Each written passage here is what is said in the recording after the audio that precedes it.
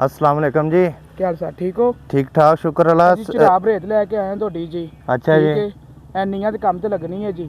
ਆਪ ਮੈਸ਼ ਆਪਣੀ ਚੈੱਕ ਕਰ ਲਓ ਜੀ। ਬੜੇ ਬੰਦਿਆਂ ਕੋਲੋਂ ਸੁਣਿਆ, ਕਹਿੰਦੇ ਨੇ ਕਿ 7 ਤੋਂ 8 ਸੈਕੜੇ ਤੋਂ ਉੱਤੇ ਡੈਂਪਰ 'ਚ ਰੇਤ ਨਹੀਂ ਆ ਸਕਦੇ ਜੀ। ਸਰ ਜੀ ਆ ਤੁਹਾਡੇ ਸਾਹਮਣੇ ਆ ਸਰੀਆ ਹਾਂਜੀ। ਤੁਹਾਡੇ ਕੋਲ ਹੈ ਜੀ। ਤੁਸੀਂ ਰੇਤ ਤੋਂ ਖੁਦ ਸਰੀਆ ਇਹ ਮਾਰਨਾ। ਲਓ ਜੀ, ਇਹ ਚੈੱਕ ਕਰੋ ਜਨਾਬ, ਬਾਡੀ ਦੇ ਵਿੱਚ ਥੱਲੇ ਸਰੀਆ ਨਾਲ ਲੱਗਾ।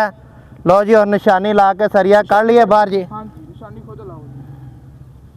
ਆਂਦੇ ਹੋ ਜੀ।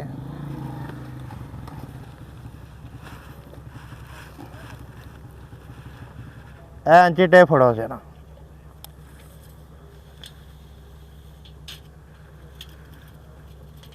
इधर लैके आओ यार कैमरा। ये भाईजान 7 फुट ते 2 इंच हो गया जी। ठीक हो गया सर। ठीक है जी। ਇਹ ਪਮੈਸ਼ ਹੈ ਜੀ। और ਅਸੀਂ ਚਨਾਈਆਂ ਤੇ ਚਨਾਬ ਰੇਤ ਲਗਾ ਰਹੇ ਹਾਂ ਜੀ। ਚੈੱਕ ਕਰਵਾ ਦਿਓ ਜਨਾਬ, ਉਧਰ ਬਿਲਡਿੰਗ ਚੈੱਕ ਕਰਾਓ ਜੀ।